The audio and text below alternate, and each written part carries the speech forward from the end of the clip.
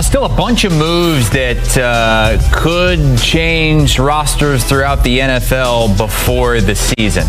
Not only do we have the Aaron Rodgers decision looming, there are several big-name players on the trade block, including Miami's Jalen Ramsey.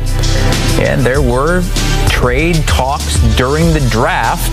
According to Dolphins GM Chris Greer, said that we had conversations through the weekend with teams. Whenever it happens, we will make the deal at the appropriate time. Let's get Ryan Wilson in here with 5 trades that could shake up the NFL. And the first one involves Ramsey. What is it? Yeah, hey Chris, good to see you. I'm sort of surprised some of these didn't unfold during draft weekend. But the Atlanta Falcons crushed the draft, especially on the defensive side of the ball. Went primarily with guys in the front 4 edge rush position. They still need help at cornerback. They have A.J. Terrell. They also have Mike Hughes, and you can feel like Jalen Ramsey would be a good replacement for Mike Hughes. And Raheem Morris appears to be all in on fixing this defense for what it's been the last few years. We'll see how the offense plays out. But I love the idea of Jalen Ramsey joining A.J. Terrell, Xavier Watts, who they got in the 3rd round, another fantastic pick, and one of the best safeties in the league in Jesse Bates. That secondary will look completely different headed into 2025. And Ryan, another former All-Pro cornerback, could also be on the trade block, though there are reports that the Packers are still speaking with Jair Alexander, but who could end up with him if they do decide to trade him? The Steelers didn't get a cornerback until the very last pick in the 7th round, so that could be an option. They have Joey Porter Jr. Yes, they signed Darius Slay on a 1-year deal, but he's now north of 30, and it doesn't feel like a long-term solution there. I thought they might target a cornerback earlier, but they missed out on the 2nd-round pick because they traded it for DK Metcalf, and then they targeted Will Howard to get that quarterback.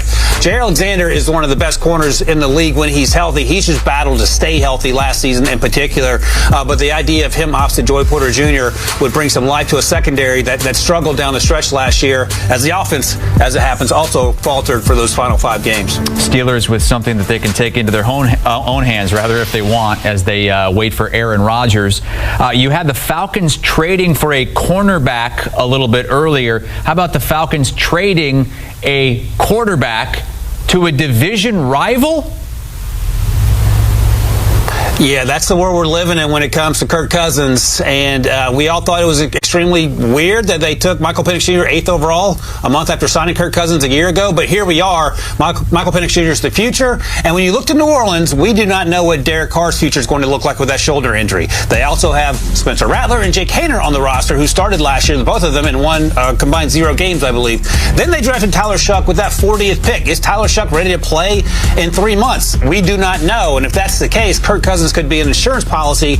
And look, if Kirk Cousins is 75% of what he was prior to the Achilles injury, I think this makes sense.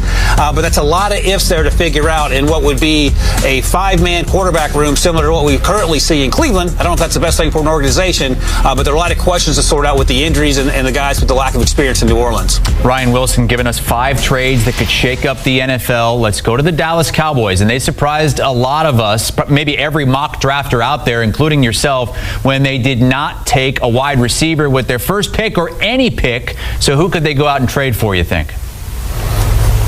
Right. I get taking Tyler Booker 12th overall. You need to fix the offensive line because Matthew Golden was in that conversation. But to your point, Chris, they said we're good the entirety of the draft on wide receivers. So how about they trade for George Pickens? We've seen players in the past who can be immature at times, find their way to Dallas and have some success. And I love the idea of finally getting CeeDee Lamb some help, finally getting Dak Prescott some help, and in the form of George Pickens, who would be certainly well targeted and have a quarterback that perhaps he trusts better than he's trusted the last few quarterbacks in Pittsburgh. And the Steelers have talked about keeping him, but they've also fielded these phone calls. And if you get a 2nd or a 3rd round pick for George Pickens, I think they would be willing to come off of that. And it would certainly help a Dallas Cowboys team that's been searching for a number 2 opposite CeeDee Lamb for what feels like forever. From mock drafts to mock trades, Ryan Wilson has us covered here on CBS Sports HQ. Ryan, thank you so much. We'll have to get you in a mock turtleneck next time you come on. There was one trade he didn't mention, but Tommy, how about Mark Andrews to the Eagles? Oh, okay. Yeah, the funny thing is if you go Mark Andrews and you Google him, it's like drop catch. So you get out of Baltimore for that. Drop 2-point conversion and a fumble late in that loss to the Bills in the divisional round. Back here on HQ Spotlight, Ryan Wilson, he just cannot get a break, man. We're just working him overtime, even after he probably hasn't slept in weeks. These are his top 10 NFL draft class rankings. The Bills coming in at number 1, followed by the Titans. We have the Raiders, the Falcons, the Niners rounding out the top 5. Also my Jags falling out at 6. Haley, your Cowboys right there at 7. Deep tease here. We're going to do Jacqueline and I's sports power rankings later. Stick around to see where the Jags and the Cowboys land on our list. That is our personal lifetime teams across all sports. So yeah, how is that for a deep tease? Let's welcome in Ryan Wilson to go through the rankings. Ryan, always good to see you. The Bills coming out on top. We know they needed a corner, a young edge, an inside player for their defense, and they get all of that in those first 4 rounds. Why are the Bills coming in at number 1 for this draft class that we saw here? Hey, Jacqueline, good to see you. And forget about what they did in free agency and having Josh Allen. They just hit home run after home run in this draft. You talk about the corner, Maxwell Harrison, the guy to the bottom of the first round. He had some mid-first round grades with the way he played at Kentucky. And one of my favorite picks, they went defensive line in rounds 2, 3, and 4. Deion Walker, 6'7", 331. Over the summer coming into 2024, Jacqueline, he had top 15 potential. He battled injuries, so that's a huge reason why he fell to the 4th round. But if they can get him right on that defensive line room, and it's going to be a huge problem for the rest of the AFC East. And again, they did this draft with the understanding that Josh Allen, you got to carry the offense. We're just going to crush it with these picks in the first 5 rounds on defense. They finally got a tight end in round 5 as well, Jackson Hawes. He's like the best blocking tight end in this class, so very little offensive productivity expectations for him as well. It is hard not to love what Brandon Beane has done. And this feels like, Haley, hi Haley, Jacqueline, this feels like Ryan.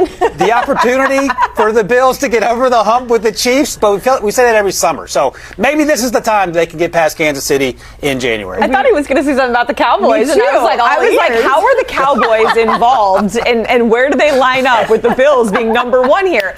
Was there going to be some positive outlook for the Cowboys? False alarm. I hope so, Brian. All right, let's go to the Jags because, as you mentioned, Ryan, I was going absolutely bonkers on X. Texting everybody that I knew just in all caps, screaming. Duval is very excited because of the aggressiveness that we saw in the draft from Jacksonville, right? That's not something that we've typically seen, and this is a franchise that, as we've talked about, has picked in the top 5 more times than we want to admit. But still, Ryan, they're outside of your top 5 in terms of this class, despite the Travis Hunter of it all. Why is that? Hey, Jacqueline, so producer Boney set me up. He made these sort of the rankings when, in fact, power rankings, they're grades. Like I gave the Jacksonville Jaguars an A. I did give the Bills a B+, but everyone almost got an A except till we get to the end of the segment, and we'll understand why in a moment. But nothing more pure than a Jacqueline D'Agostino tweet of her as a young fan with full of hope and expectations, and finally her dreams are coming true in 2025 with James Gladstone, who's probably around that same age when he sent that tweet out, going up to get Travis Hunter.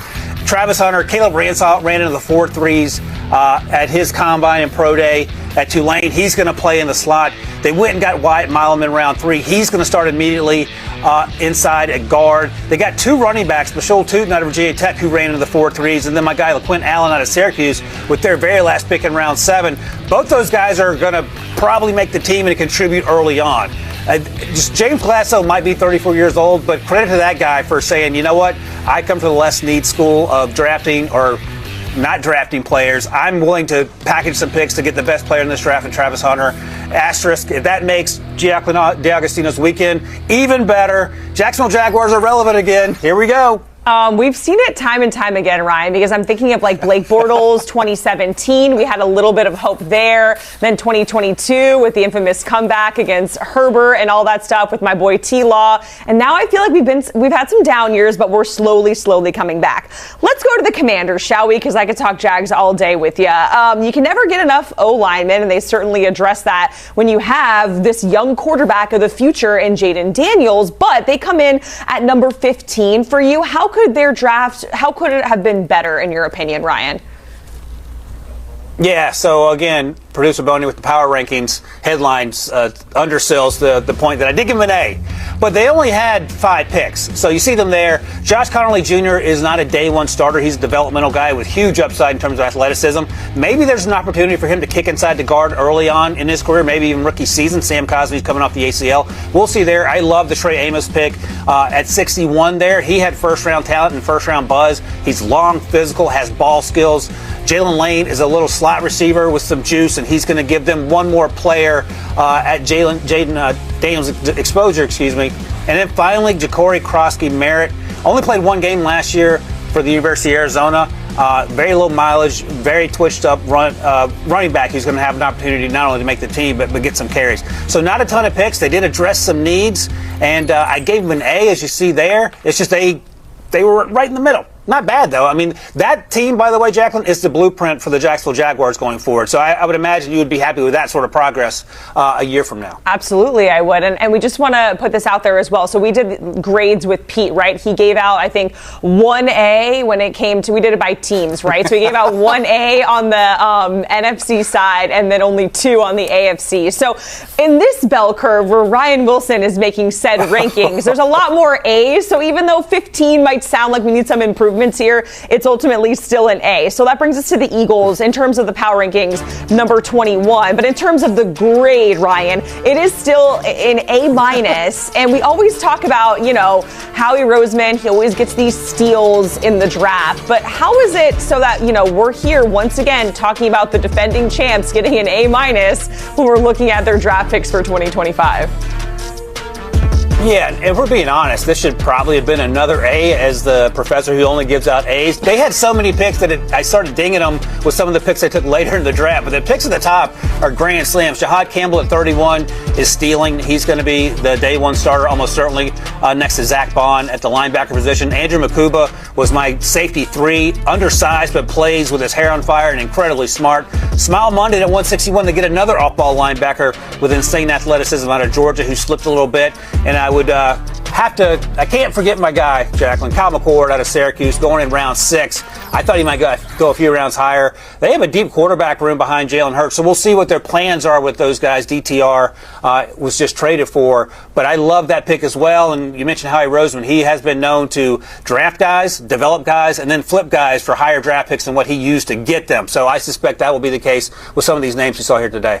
Ryan, my younger brother, as you know, my family is from West Mifflin in Pennsylvania, and he is also a Steelers fan, so he had his fingers crossed that Kyle McCord was going to somehow make his way to Western PA. Not necessarily the case, but nevertheless found his way on a great team in the Eagles. So whether we want to look at the rankings, whether we want to look at the grades, being number 31 if you're the Browns, it's not great. So the Bengals are last with a C, so that's the floor here, with the ceiling, of course, being an A+. But the Browns still a C+ here, number 31 out of 32, and they gave up quite the haul in that trade with Jacksonville, so the Jags could trade up and get Travis Hunter, right? They take Mason Graham at that number 5 slot. So you'd think if you're giving up that much, then the expectation would be, hey, they can kind of rebuild and reload here. But why the C+ regardless of the haul that they did receive and the moves that they made because of that? Yeah, exactly. They got the Jaguars 2026 first-round pick. The package of picks they got after the number 5 pick from Jacksonville, they used to take 2 running backs. And that's fine. You do need running backs. Quinshon Judkins, I wouldn't have taken him that high, but other teams felt differently, clearly. 126 and Dylan Sampson, he's a good player at that range. Fair. Harold Fannin Jr., home run pick. Carson Schlesinger, the linebacker, I don't mind that pick as well. But you take Dylan Gabriel in the 3rd round, which is a stretch. There were some teams that had him undraftable. Great player, just undersized. And then 2 rounds later, you come back and get Shedeur Sanders, and we've talked that conversation to death 2 times now, it feels like. So what was the thought process going into the draft, and what happened Friday night that changed your mind about the quarterbacks and doubling up? Typically, you'll take a quarterback like in the 1st round and maybe later on day 3 as a developmental player. It's unclear who the starter is going to be. And it just feels like more confusion than Cleveland, even though they got off to a great start on day 1, got those draft picks, and now we're left wondering, okay, who's the quarterback now that we're through the draft? Because it's still unclear. Yeah, it's a very crowded QB room, as we talked about, with Joe Flacco, Kenny Pickett, Deshaun Watson, Dylan Gabriel, and, of course, Shedeur Sanders. Ryan, we certainly appreciated going through... There it is. All right. There it so is. if you were confused at the top of this segment, this is what I tweeted because again, I think I'm like 5 years old. What is this painting on your face? I don't know. I think I came from a carnival or something, and someone tried to paint a dolphin on my face. They should probably be fired and not be doing that because I don't know what that looks like. But the throwback Jags logo, it should be brought back permanently. It is amazing. And Ryan, I'm glad this tweet or whatever, this post on X was I tried able to get them to put this one. Oh, too, my the one of you brother. throwing Yeah. your brother. Yeah. Head over to @checked